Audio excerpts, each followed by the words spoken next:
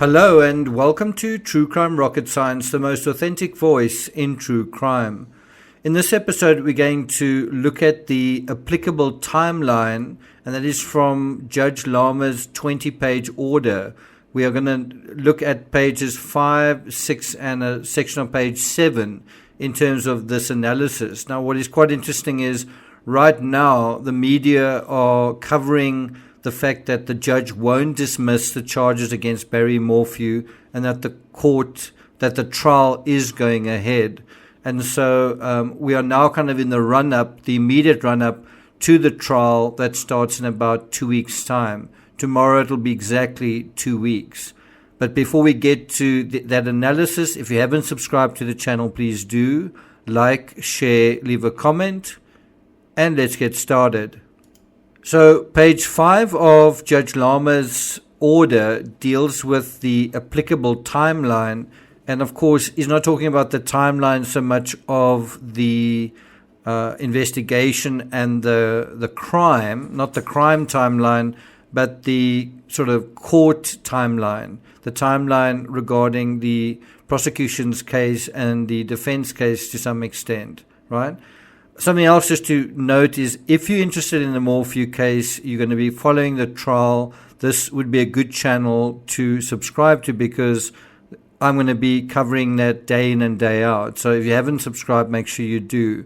So over the next couple of days, we're going to be dealing with additional sections from Judge Lama's order. And as I say, in this particular episode, we'll deal with the applicable timeline. And so it reads as follows. On May 27, 2021, Mr. Morphew appeared on the filing of charges.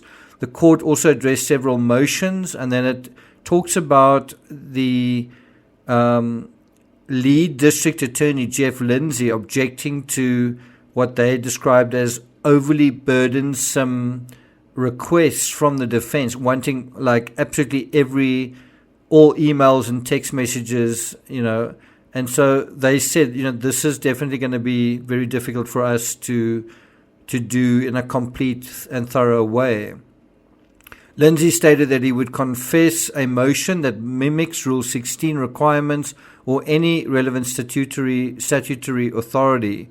The court ordered the people to produce all mandated and other discovery by June 2nd, 2021. Goes on to say in the next paragraph, the proof evident presumption, great and preliminary hearing was set for August 9th, 2021.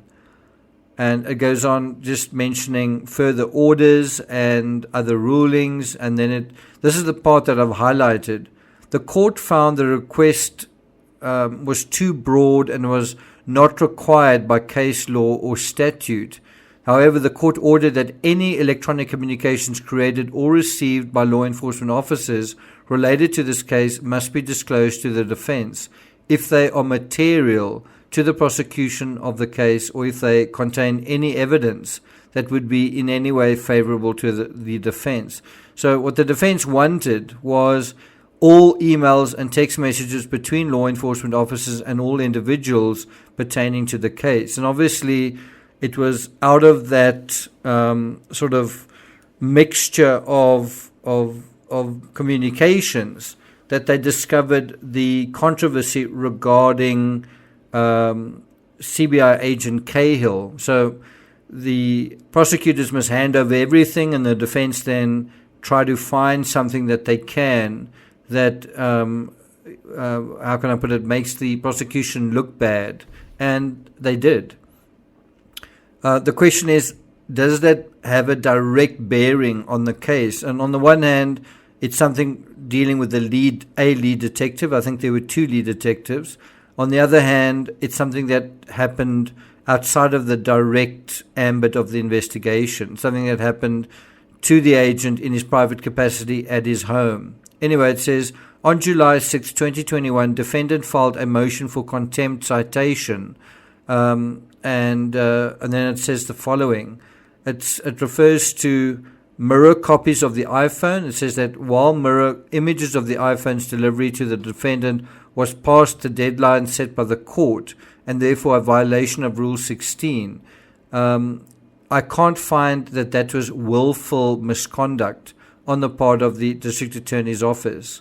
that is something that I did stress in the conclusions that Judge Lama points out later on. Spy pen recordings, according to that, the court finds a discovery violation and ordered the remedy of requiring the people to provide that recording, the enhanced version, within 7 days of today's date. So that was also a violation, but it was like, well, they did provide the recordings, just not the enhanced version.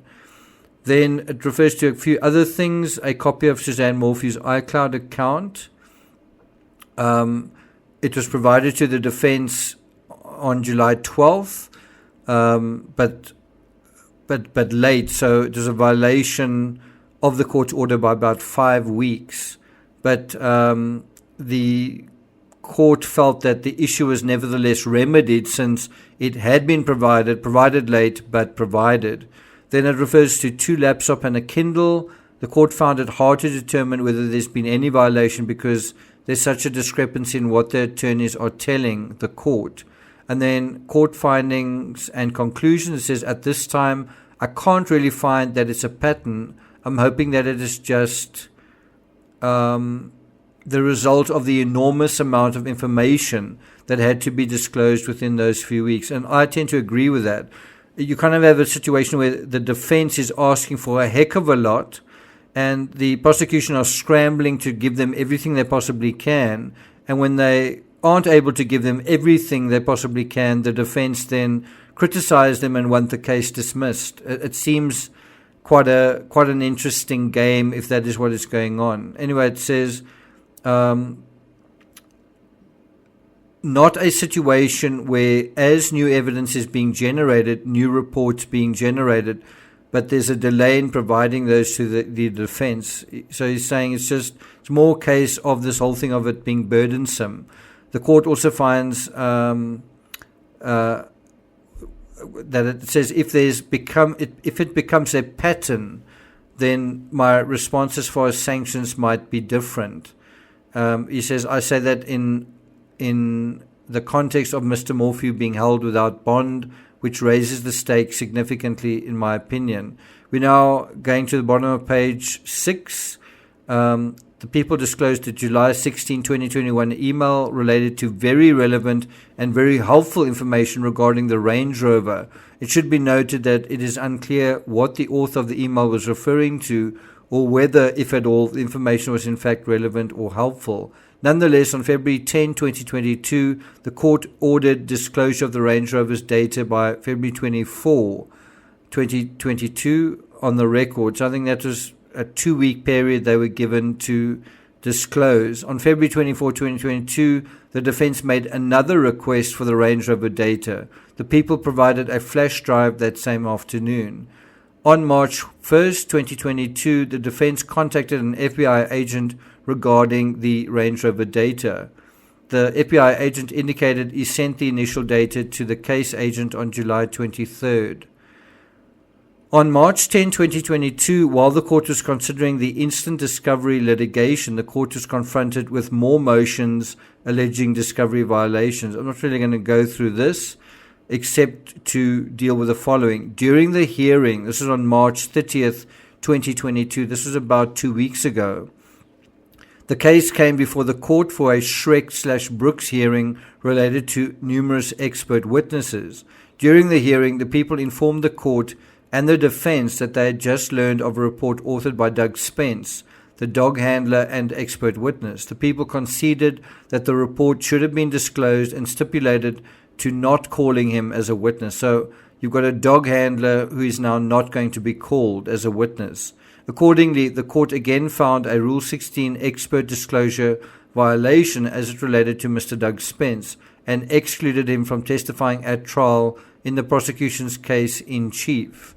And so I'm not going to take it further than that, except to say one of the more interesting headlines comes from 9 News, and it is where Morphew prosecutors are saying the order to exclude a whole bunch of expert witnesses is, in their words, quote, tantamount to dismissal, end quote. They're saying the sheer amount of witnesses they're not being allowed to call expert witnesses or as expert witnesses is similar to it amounts to the same thing as a dismissal. The prosecutor's motion says the exclusion damages their case in a profound way. So there has been a new motion filed on Monday, filed basically, was it yesterday, asking the judge to reconsider his order in regard to experts, specifically Dooge, Hicks, Hoyland, and Stevens. The motion reads, quote, "These experts and their testimony are critical to the people's case." The motion goes on to say that the prosecutors rely heavily on evidence on Morphew's motive to harm his wife, the opportunity he alone had as he was the last person to see Suzanne alive, the inconsistencies in his statements to law enforcement, and the ultimate cover-up he perpetrated the day and in the following months. The latest motion cites the importance of expert testimony on data downloaded from Barry Morphew's truck, and why it is important is because, in the words of the motion, it disputes the defendant's initial alibi that he went to bed early on the night before Suzanne went missing.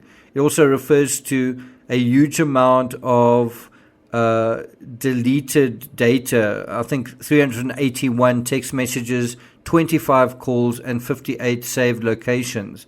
This is from data extracted from Barry Morphew's phone.